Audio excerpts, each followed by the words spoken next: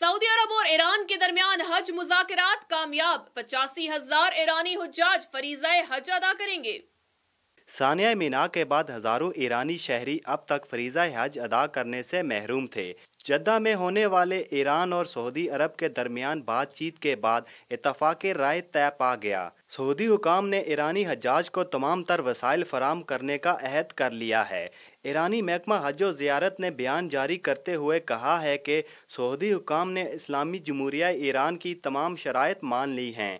बयानिए में मजीद कहा गया है कि सैयद अली खामनाई के फरमूदात पर अमल करते हुए ईरानी हुकाम और कौम की कोशिशों की बदौलत इस साल इस्लामी जमहूरिया ईरान के 85,000 से जायद हज्जाज कराम फरीज़ा हज अदा करेंगे। गुज़िश्ता साल दोनों रियासतों के दरमियान ताल्लुकात में खराबी आने के बायस ईरानी शहरी मनासिक हज की अदायगी से महरूम रह गए थे। सऊदी अरब की जानिब से शिया आलम शेख बाकर निमर को सजाए मौत देने और ईरान में मुजाहिरीन की जानिब से सऊदी सफारत खाना जलाने पर दोनों ममालिक के सफारती ताल्लुकात मुनक़ता हो गए थे।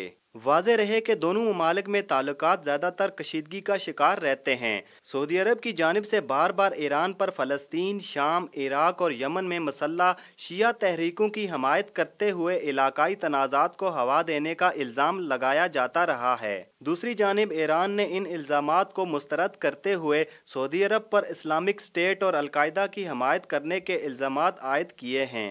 मोहम्मद इशफाक, अल-लुलवा टीवी।